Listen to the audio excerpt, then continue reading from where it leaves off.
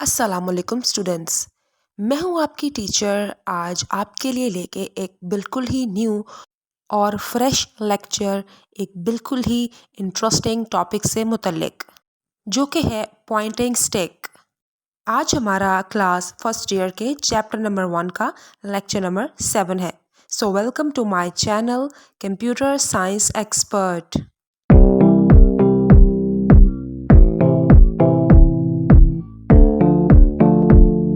आज जो हमने टॉपिक कवर करना है वो है पॉइंटिंग स्टिक। ये पॉइंटिंग स्टिक क्या है और क्यों इस्तेमाल होती है और ये इतनी अजीब क्यों दिखती है? आप लोगों ने पेंसिल के पीछे इरेजर तो देखा होगा, जिसे बचपन में हम घिसाते रहते थे अपनी नोटबुक्स पर। ये पॉइंटिंग स्टिक बिल्कुल उस पेंसिल इरेजर की तरह होती है। लेकिन आज हम देखेंगे कि कीबोर्ड में ये क्या काम करती है और किस मकसद के लिए इस्तेमाल की जाती है, और इसकी इतनी ऑब्सेशन और हाइप क्यों है। सबसे पहले हम बात करेंगे इसकी हिस्ट्री के बारे में कि कहाँ से ये इन्वेंट हुई और इसका बैकग्राउंड क्या है। 1992 में आईबीएम रिसर्चर्स टेड सल्कर और जो रटलेज ने पॉइंटिंग स्टिक को इन्वेंट किया, और इसी तरह चलते चलते रिचर्ड सैपर, जो कि one of the most influential industrial designer थे 20वीं सदी के, उन्होंने इस पॉइंटिंग स्टिक की एलिगेंस और एफिशिएंसी को पहचाना और फिर इसे थिंक पैड के जो कीबोर्ड है उसके अंदर इनकॉर्पोरेट किया, उसके अंदर इसे इम्बेड किया। मतलब उसके अंदर पॉइंटिंग स्टिक के सिस्टम को लगा दिया गया उस कीबोर्ड के अंदर, जो कि थिंक पैड से रिलेटेड था, और फिर इसे रेड कलर भी दे दिया गया। शुरू शुरू में तो इसे थिंक पैड के कीबोर्ड्स के अंदर ही लगाया गया पॉइंटिंग स्टिक को, लेकिन आहिस्ता आहिस्ता इसका इस्तेमाल बाकी कंपनीज़ के लैपटॉप में भी होना शुरू हो गया, जैसे डेल लैटिट्यूड या एचपी एलीट बुक में। मतलब इन दोनों कंपनीज़ के जो लैपटॉप थे, इसके अंदर भी पॉइंटिंग स्टिक का इस्तेमाल शुरू हो गया। पॉइंटिंग स्टिक को क्यों इस्तेमाल किया जाने लगा, अब ये क्वेश्चन है। इसकी वजह ये है कि ये स्क्रीन पर मौजूद कर्सर को बहुत ही अच्छे तरीके से मूव करने के लिए इस्तेमाल होती थी। इमेजिन करें कि हम एक कीबोर्ड यूज़ कर रहे हैं और उसके साथ माउस अटैच्ड है या टच पैड, और हमें कीबोर्ड से फिंगर्स को या हैंड्स को स्पेसिफिकली हटाकर माउस को या फिर उसके अलावा टच पैड को यूज़ करना पड़ रहा है। तो इससे क्या हुआ, इससे हमारा टाइम ज़ाया हुआ। हमारी टाइम की जो मैनेजमेंट है वो उतनी इफ़ेक्टिव नहीं रही जितनी इस पॉइंटिंग स्टिक को यूज़ करके हम कर सकते हैं। अब इमेजिन करें इसी कीबोर्ड पर अगर पॉइंटिंग स्टिक मौजूद हो, ठीक है, तो हम टाइपिंग के दौरान ही पॉइंटिंग स्टिक के ज़रिए कर्सर को कंट्रोल कर सकते हैं। तो इसलिए पॉइंटिंग स्टिक का इस्तेमाल जो है वो शुरू हुआ, क्योंकि ये टाइम मैनेजमेंट के लिए बहुत ही ज़बरदस्त ऑप्शन था। इसके अलावा माउस या टच पैड से तो इसकी स्पीड कहीं ज़्यादा बेहतर और इफ़ेक्टिव थी। बस थोड़ा बहुत ये ख्याल रखना पड़ता है इसमें कि आपने इस पॉइंटिंग स्टिक के ऊपर कितनी फ़ोर्स लगानी है। जितनी फ़ोर्स आप लगाएंगे उतनी ही फास्ट तरीके से जो कर्सर है स्क्रीन पे वो मूव होगा। आप इस पॉइंटिंग स्टिक के ऊपर अपनी उंगली रखें और उसके साथ आप देखें कि कर्सर कितना अच्छे तरीके से मूव होता है।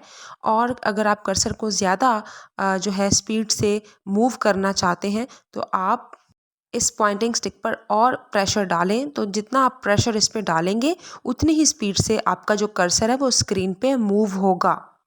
शुरू शुरू में थिंक पैड के ओरिजिनल डिज़ाइन में किसी भी तरह की कोई भी पॉइंटिंग डिवाइस मौजूद नहीं थी और मजबूरन माउस ही यूज़ करना पड़ता था कीबोर्ड के साथ। तो 1992 में जब पॉइंटिंग स्टिक को लॉन्च किया गया थिंक पैड के कीबोर्ड्स के अंदर, तो उस वक़्त इसकी मोबिलिटी इतनी ज़्यादा अच्छी नहीं थी, क्योंकि ये बिल्कुल जी, एच और बी कीज़ के दरमियान में मौजूद था और बिल्कुल ही ये अंदर करके ये लगा हुआ था। तो इसके ऊपर फिंगर रखने से हम कर्सर को मूव तो कर सकते थे, लेकिन उतने ज़्यादा अच्छे तरीके से नहीं।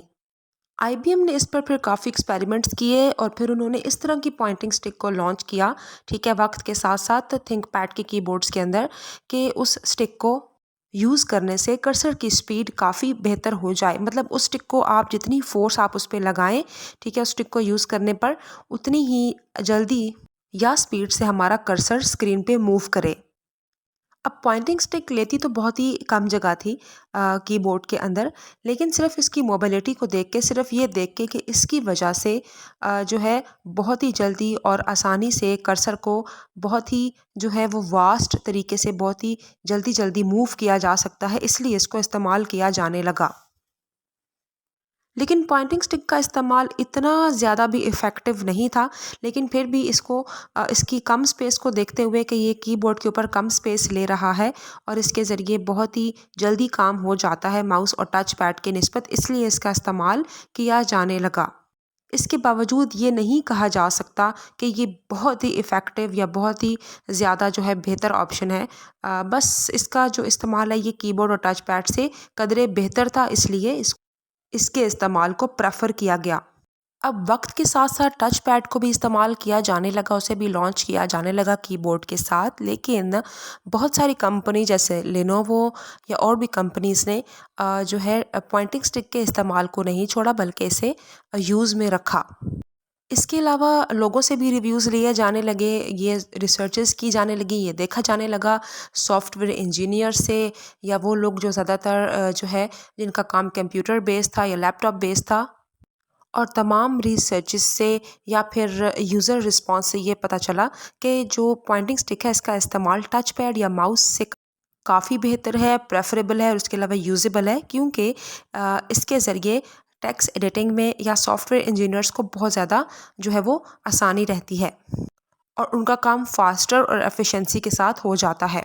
और इसके अलावा वो लोग जो डाटा एंट्री का काम करते हैं उन्होंने भी इसी के इस्तेमाल को, यानी कि पॉइंटिंग स्टिक के इस्तेमाल को ज़्यादा प्रेफर किया। पॉइंटिंग स्टिक का इस्तेमाल करने वाले यूज़र ने ये रिस्पांस दिया या फिर रिसर्चेस से ये पता चला कि पॉइंटिंग स्टिक यूज़र्स के जो है काम में रुकावट इसलिए नहीं बनती क्योंकि अगर एक्सीडेंटली इसके मुकाबले में टच पैड या माउस को हाथ लग जाए, ठीक है, तो इससे बहुत जो कर्सर है उसकी मूवमेंट आगे पीछे हो सकती है, जिससे काम के ऊपर इफ़ेक्ट हो सकता है। यही अगर पॉइंटिंग स्टिक है तो इसको यूज़ करने के लिए इस पे काफ़ी प्रेशर डालना पड़ता है, जो यानी अगर यूज़र का या किसी भी टाइपिस्ट का जो हाथ है वो गलती से पॉइंटिंग स्टिक पर लग जाए तो उसका इतना नुकसान नहीं होगा जितना टच पैड या माउस पे हाथ लगने से हो सकता है। इसके इस्तेमाल और एफिशिएंसी की वजह से लिनोवो ने ऐसे स्टैंड अलोन कीबोर्ड्स बनाए जिनमें टच पैड था ही नहीं। Can you imagine? जी हाँ हाँ, ऐसे ही था। यानी टच पैड को वो इज्जत मिली ही नहीं जिसका वो हकदार था। मतलब एक कीबोर्ड बनाया गया जिसके साथ कुछ एडिशनल बटन्स को लगा दिया गया, टच पैड को रिमूव ही कर दिया गया और सिर्फ उसमें पॉइंटिंग स्टिक थी जो कि माउस या कर्सर की मूवमेंट के लिए इस्तेमाल की जाने लगी। और जो बटन्स अटैच थे इनको माउस के लेफ़्ट क्लिक या राइट क्लिक के बटन्स के तौर पे यूज़ किया जाने लगा। ये एक डिफरेंट तरह का कीबोर्ड डिज़ाइन एक्सपीरियंस था। पॉइंटिंग स्टिक का इस्तेमाल आज भी लैपटॉप्स में किया जाता है क्योंकि ये बहुत ही एफिशिएंट और बहुत ही बेहतर तरीका है अपने काम को प्रोडक्टिविटी के साथ करने का। अब तक पॉइंटिंग स्टिक का इस्तेमाल लिनोवो ने किया है अपनी थिंकपैड सीरीज़ में, डेल कंपनी ने किया है अपनी लैटिट्यूड सीरीज़ में, या फिर फूजित्सु ने किया है अपने लाइफ बुक मॉडल्स में।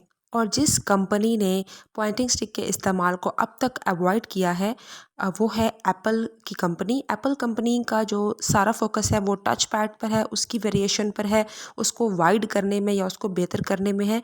उन्होंने ना ही पॉइंटिंग स्टिक को इस्तेमाल किया है और ना ही फ्यूचर में उनका प्लान है। उनका प्लान सिर्फ टच पैड की जो प्रोडक्टिविटी है इसको बढ़ाने में है, which is good. I mean variations होनी चाहिए, इनोवेशंस होनी चाहिए, एक ही प्लान के ऊपर स्टिक नहीं करना चाहिए, डिफरेंट चीज़ों को ट्राई करके उनका एक्सपीरियंस जो है वो यूज़र को देना चाहिए।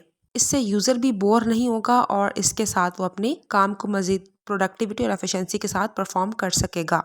अब थोड़ी बहुत बात कर लेते हैं पॉइंटिंग स्टिक को यूज़ करने के लिए। पॉइंटिंग स्टिक को हम अपनी इंडेक्स फिंगर के साथ भी मूव कर सकते हैं या टाइपिंग के दौरान भी हम इसे अपनी फिंगर्स के साथ ही मूव कर सकते हैं, मतलब हमारी ये हेल्प कर सकता है कर्सर को मूव करने के लिए।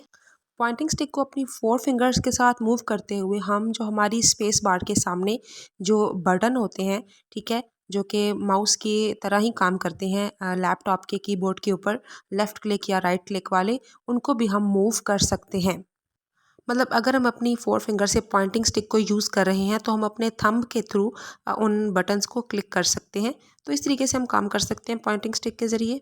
और अगर आप लोग कीबोर्ड यूज़ नहीं कर रहे और अगर आप लोग टच पैड यूज़ नहीं कर रहे या माउस के बटन जो स्पेस बार के साथ हैं आप उन्हें भी यूज़ नहीं कर रहे तो डजेंट मैटर कि आप पॉइंटिंग स्टिक को यूज़ नहीं कर सकते। पॉइंटिंग स्टिक को यूज़ करने का ये कोई फार्मूला नहीं है कि आप उसके साथ लाजमन कीबोर्ड को यूज़ करें या आप बटन्स को यूज़ करें। आप सिंगल अपनी फिंगर की मदद से भी जब चाहें पॉइंटिंग स्टिक के साथ आप कर्सर को मूव कर सकते हैं फ्रीली इंडिपेंडेंटली।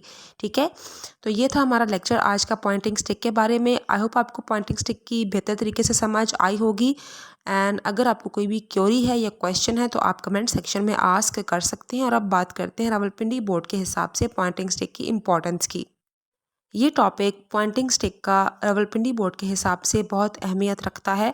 अब अहमियत किन पॉइंट से रखता है ये आप देख लो। मोस्टली जो ये इम्पोर्टेंस रखता है ये रखता है MCQs के लिहाज से। ठीक है, आपसे ये पूछा जा सकता है कि क्या पॉइंटिंग स्टिक इनपुट डिवाइस में शामिल है या नहीं, तो बिल्कुल है। या फिर पॉइंटिंग स्टिक का इस्तेमाल क्या होता है और क्या ये कीबोर्ड की G, H और B की इसके दरमियान होती है या नहीं। और जो है बस यही कुछ पूछा जा सकता है। बस ये शॉर्ट डेफिनेशन आपकी चैप्टर में भी मौजूद है और आपने इसे इसी डेफिनेशन को तैयार करना है जो आपकी बुक में दी हुई है। ठीक है, अगर आप इसे शॉर्ट के लिहाज से तैयार कर लेंगे तो लॉन्ग के लिहाज से भी ऑटोमेटिकली ये तैयार हो जाएगा।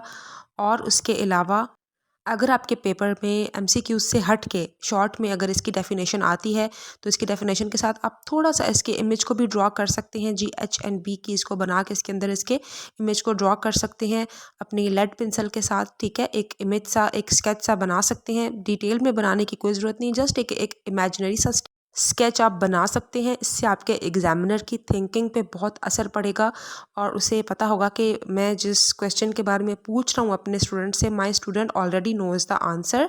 और उसे आंसर भी पता है और उसके अलावा उसे पिक्चर भी पता है कि तस्वीर क्या है इसकी। ठीक है, तो वैसे तो बोर्ड के एग्ज़ाम में ज़रूरत नहीं है तस्वीरें बनाने की कंप्यूटर के पेपर में ज़्यादा, लेकिन जहाँ भी आप अपने कॉन्सेप्ट को कंप्यूटर के इस बुक में पूरी बुक में डेफिनेशन के साथ थोड़ा सा इमेजिनरी भी जो है वो स्केच के साथ अगर ऐड कर सकते हैं, ठीक है, तो बिलीव मी ये चीज़ एग्जामिनर पे बहुत ज़्यादा प्रेशर असर और डालती है और वो काफ़ी इम्प्रेस हो जाता है आपके आंसर से कि आपको ना सिर्फ डेफिनेशन आती है बल्कि आपको उसकी इमेज का भी पता है। ठीक है, पाकिस्तानी जो निज़ाम तालीम है इसमें ये चीज़ बहुत अहमियत रखती है, तो आपने इसका ख़ास ख्याल रखना है। यूजुअली बाकी कंप्यूटर टीचर्स ये रिकमेंड शायद ना करें, लेकिन मैं एज़ कंप्यूटर टीचर रिकमेंड करूँगी कि इफ़ आप किसी भी इमेज का जो है किसी भी डेफिनेशन का अगर आप स्केच बना सकते हैं और उसे अपने एग्ज़ाम टाइम के अंदर मैनेज कर सकते हैं तो ज़रूर ऐसा करें ताकि आपके बोर्ड में अच्छे और बेहतर नंबर आ सकें। इस उम्मीद के साथ कि आप खूब दिल लगा के पढ़ेंगे और खूब मेहनत करेंगे, मैं लेती हूँ आपसे अलविदा। अपना बहुत ख्याल रखिएगा। Thank you for watching and अल्लाह हाफिज़। प्लीज़ अगर आपको मेरी वीडियो पसंद आए तो उसे लाइक कीजिए, मेरे चैनल को सब्सक्राइब कीजिए और वीडियो की नोटिफिकेशन के लिए बेल आइकन पर प्रेस कीजिए।